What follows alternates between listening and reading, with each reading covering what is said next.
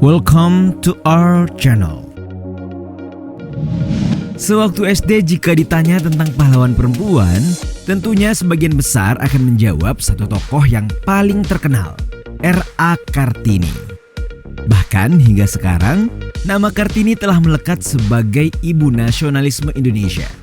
Berbicara mengenai perempuan dan sejarah, tidak sah rasanya jika tidak menyebut nama Kartini.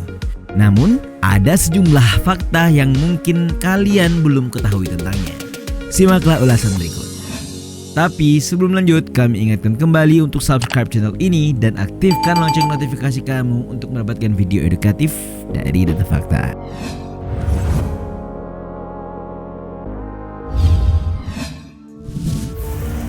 Anak Bupati.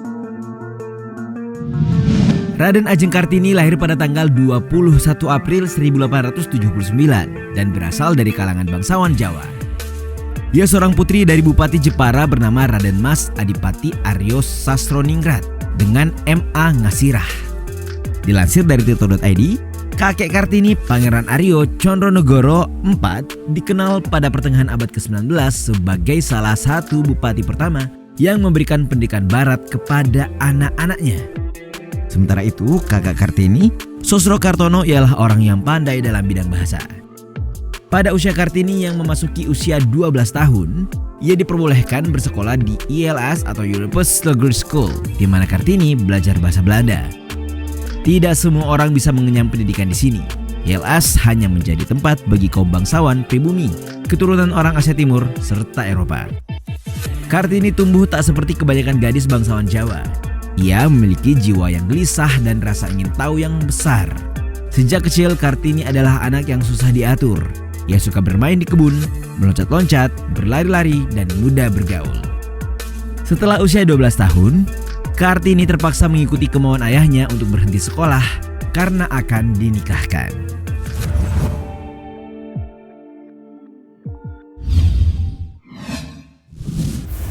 Perempuan intelek. Jangan katakan saya mau, tapi katakan apakah saya boleh. Itulah kata-kata Kartini yang bermakna ia tidak memiliki kemauan mandiri tetapi harus mengikuti keluarganya yang menjunjung adat Jawa yang mengikatnya. Saat berusia 14 tahun, ia telah melahirkan sejumlah tulisan seperti upacara perkawinan pada suku Koja. Bahkan selama masa pingitnya, ia mulai belajar sendiri dan menulis surat kepada teman-teman korespondensi dari Belanda. Dilansir dari liputan6.com, Kartini dikenal gemar membaca beberapa buku seperti Max Havelaar, surat-surat cinta karya Multatuli, hingga surat kabar The Lokomotif yang terbit di Semarang hatam ia baca.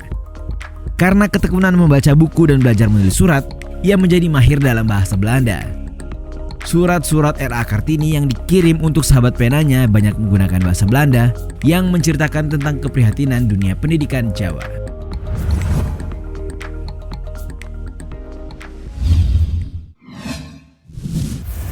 Menentang poligami. Di era sekarang, konsep feminisme dipandang tidak sejalan dengan poligami. Meski seperti itu, R.A. Kartini sendiri sebenarnya hidup dalam lingkungan keluarga poligami. Ayah Kartini sendiri menikah lagi dengan istri keduanya dikarenakan istri yang pertama tidak memiliki darah keturunan bangsawan. Sementara Kartini sendiri dijodohkan dengan K.R.M. Adipati Aryo Singgih Joyo Adiningrat yang pada saat itu sudah memiliki 3 istri. Namun pada dasarnya Kartini menolak konsep poligami. Ia mengemukakan poligami sebagai sifat egoistik kaum lelaki. Adat-adat semacam ini apabila diberi toleransi akan melahirkan ketidakadilan yang lain seperti kawin paksa, perceraian, perkawinan anak di bawah umur, dan jatuhnya martabat seorang perempuan dalam keluarga dan masyarakat. Perlawanan Kartini terhadap praktik poligami di kalangan bangsawan Jawa pada akhirnya membuatnya sadar bahwa ia sendiri sudah selalu hidup dalam bayang-bayang musuh besarnya itu.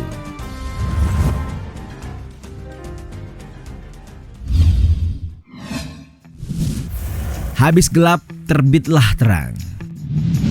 Kalian jangan salah paham dulu jika mengira Habis Gelap Terbitlah Terang merupakan buku yang ditulis Kartini. Kenyataannya tulisan itu berasal dari kumpulan suratnya. Kartini sering menulis surat untuk teman-temannya di Belanda. Surat itu berisikan pemikiran-pemikiran tentang wanita dan pendidikan. Seseorang bernama J.H. Abandonen yang saat itu menjabat sebagai Menteri Kebudayaan, Agama dan Kerajinan Hindia Belanda mengumpulkan surat-suratnya setelah Kartini meninggal dunia. Ia melihat gagasan Kartini sebagai cermin keadaan sosial masyarakat Jawa mengenai pendidikan dan juga budayanya hingga akhirnya dijadikan buku. Buku itu diberi judul Door Duisternis tot Licht yang berarti dari kegelapan menuju cahaya. Buku itu kemudian diterbitkan pada tahun 1911. Bahkan buku itu dicetak hingga 5 kali dan pada cetakan terakhir ditambahkan surat yang lain dari Kartini. Barulah pada tahun 1922, Balai Pustaka menerbitkannya dalam bahasa Melayu dengan judul Habis Gelap Terbitlah Terang.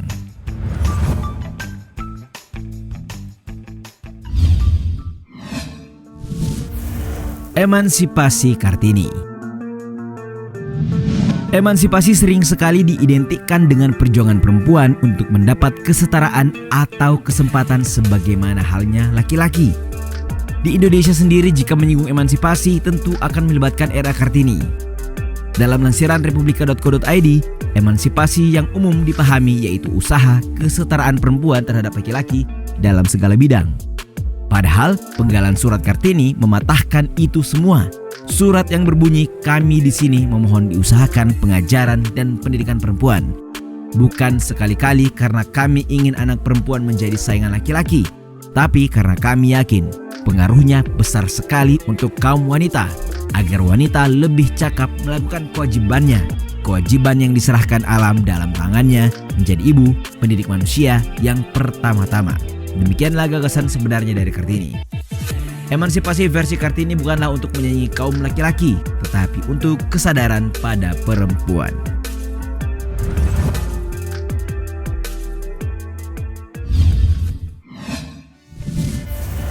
Sekolah Kartini.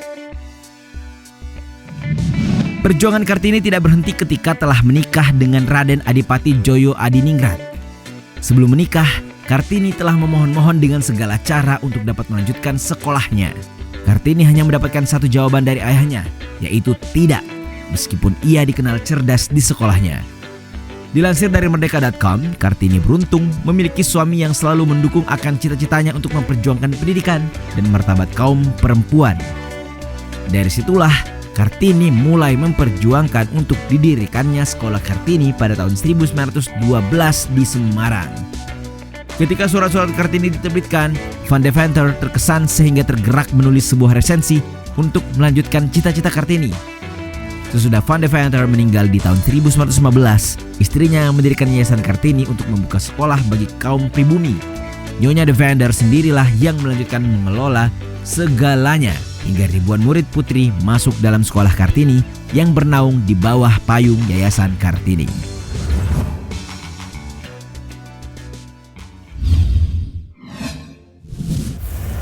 Penghargaan.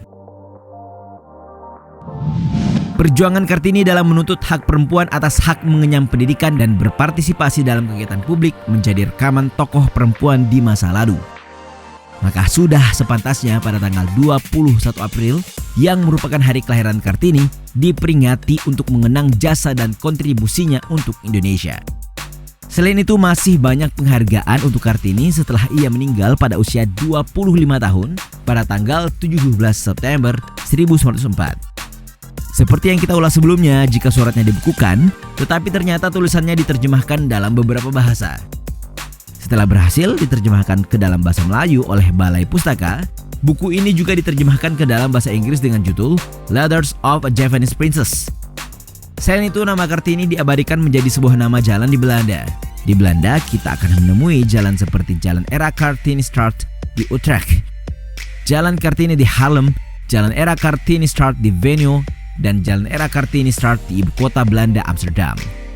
Tidak hanya itu, salah satu pantai di Jepara diberi nama Pantai Kartini sebagai wujud apresiasi dan kebanggaan kepadanya.